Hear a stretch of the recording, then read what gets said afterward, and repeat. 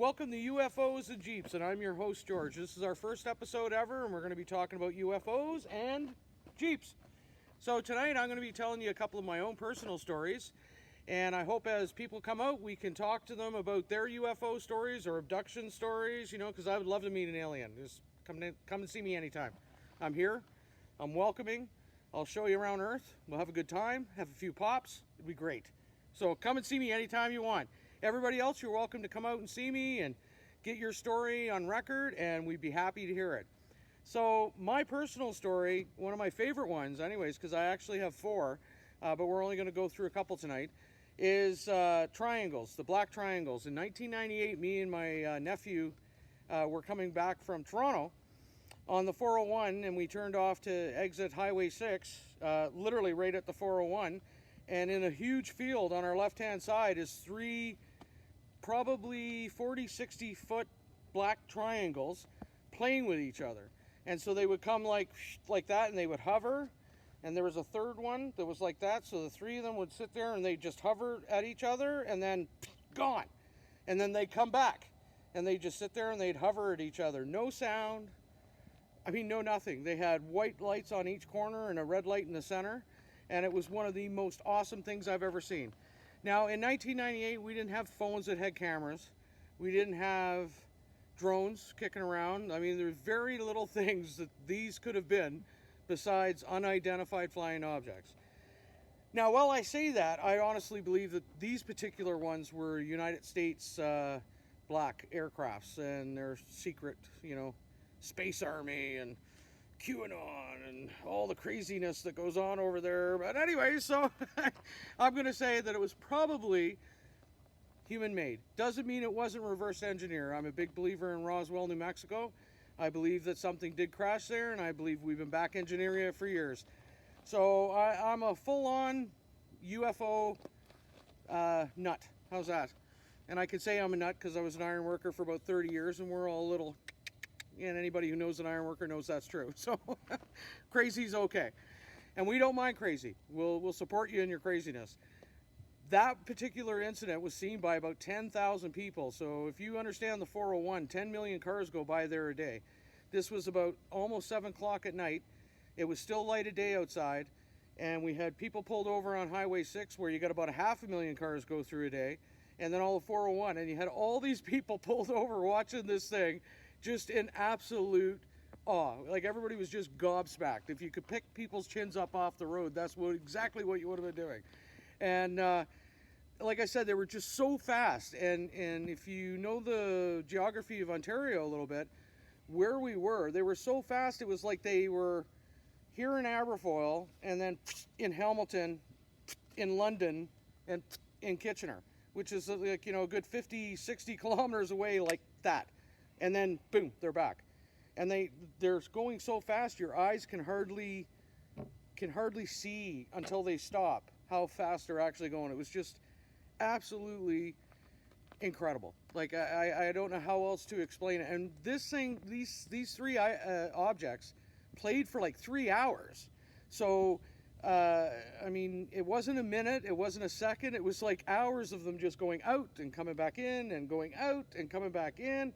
No sound, no exhaust, nothing that we would expect from any kind of flying object that we have in our world that we know of. So that's one of my favorite ones. The next one is, again, me and my nephew. I'm not sure what it is about us, but we've had this opportunity to be lucky, I guess, a couple of times.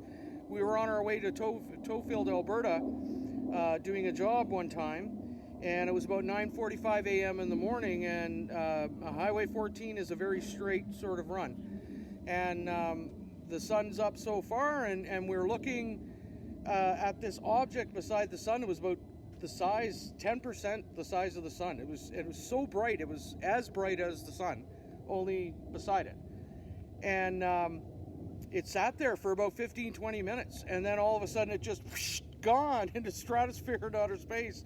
And this thing must have been absolutely freaking massive because we weren't on top of it by any stretch of the imagination.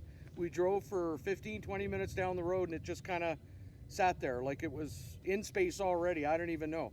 And you see some of these footages of UFOs drawing energy off the sun. Now, I mean, back then I had no idea what it even remotely could have been. But now you've got the NASA footage of the sun where they've got, looks like round saucers pulling energy off the sun. And I don't know, maybe that's what we saw that day.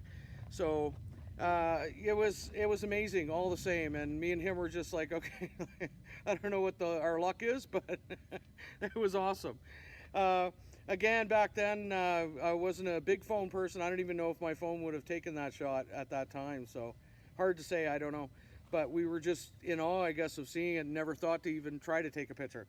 So that being said, we got into town and we asked anybody else if they saw anything, and everybody said no. And so, you know, you begin to understand that there are people that don't want people to think they're crazy, and they don't want to have that conversation. They don't want to get involved. They just want to stay out of it. If they saw something, they're not talking about it because they think people are going to think they're crazy. But in this day and age, I mean, 79% of people believe in UFOs, whether or not they believe it's from extraterrestrial or if it's from our own technology. That's kind of neither here nor there, but people do believe. So you're not going to worry about people thinking you're absolutely insane anymore.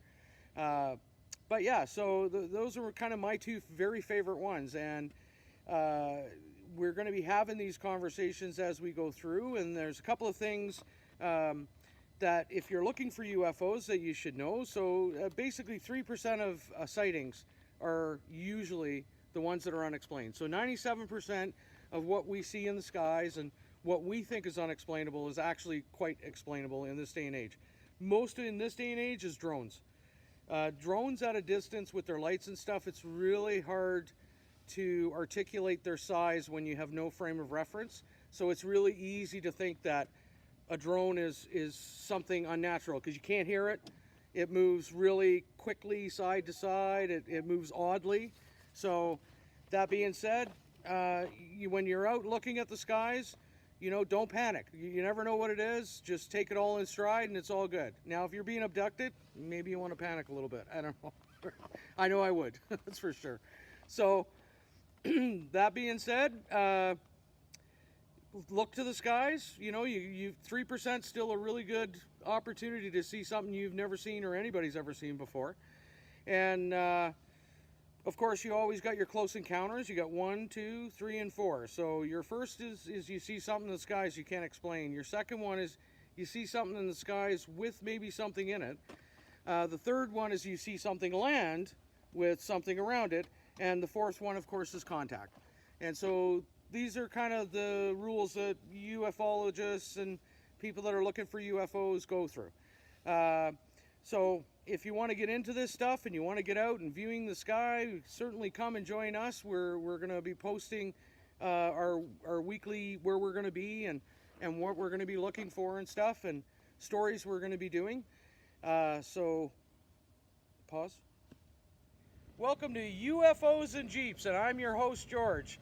Here tonight, we're going to talk to John about his UFO experience. He's got an awesome one, man. This thing is such a cool story.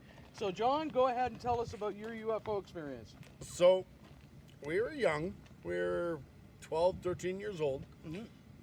Basically, out looking up at the meteor shower.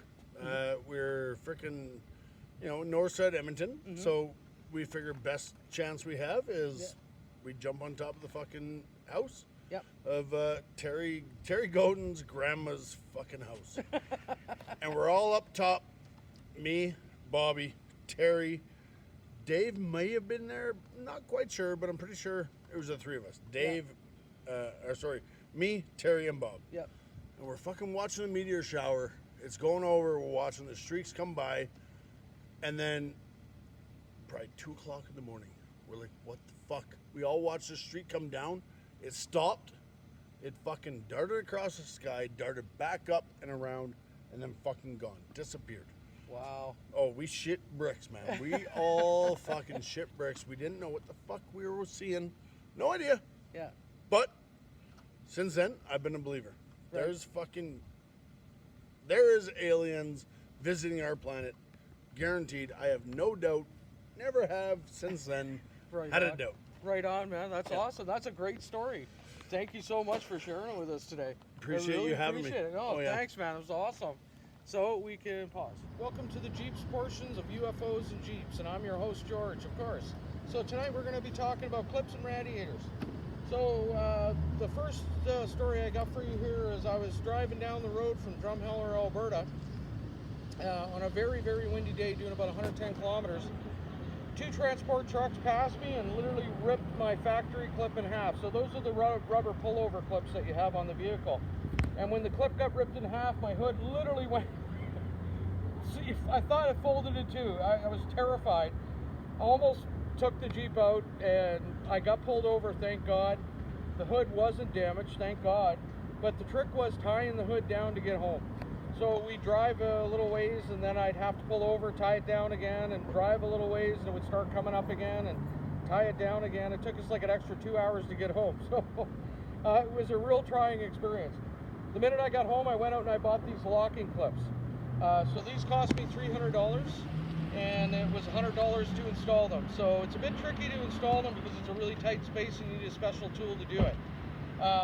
Plus, they've got to be calibrated correctly to lock on. So I had my mechanic do it because I was just terrified that this would ever happen again. I could not fathom this again. I mean, I thought I was going to have a heart attack and die right there. It's amazing we didn't crash. So can be really dangerous. But the surprising part of it was I got 25% more gas out of the hood not rattling. So if you notice, if you got those rubber clips, you're driving down the road and your hood will flutter in the wind. That resistance is costing you a lot of fuel. So I recommend you get the locking clips anyways, because it's just better on your mileage, better for your vehicle. So I'm going to show you really quickly how easy it is. So boom, that's like that. Boom, like that. And there you go, just up like that.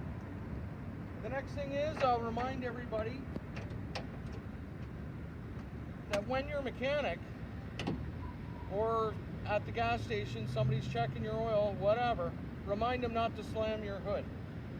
Somebody slammed my hood and broke my shield here, and I can tell you I was not very happy about it. So that's how easy it is to put it on. So the locking is really good, and you can see there is no movement here, none. Doesn't flutter, doesn't anything. So I get great mileage out of my vehicle now, and I'm secure that my hood is actually locked down. Next thing we're going to talk about is the radiator. Here in Alberta, we get a lot of rock and stone chips on the road.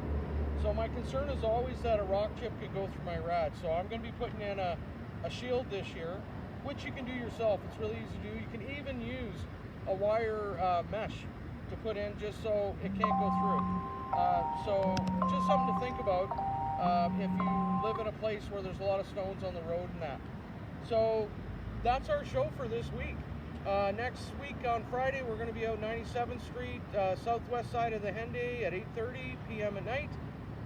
We're going to do some UFO watching and hopefully talk to some people about their stories. So come on out and see us. I hope you enjoyed my UFO stories tonight and John's UFO stories.